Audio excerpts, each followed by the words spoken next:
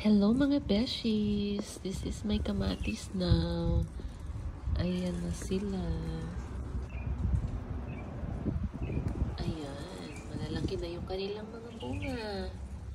Mahinog kaya to?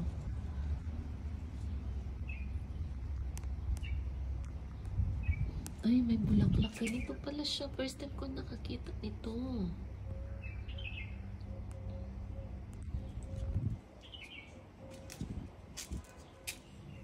Ayan pa, may magagait na bunga ng kamatis. Ito. Ito pa. Thank you for watching.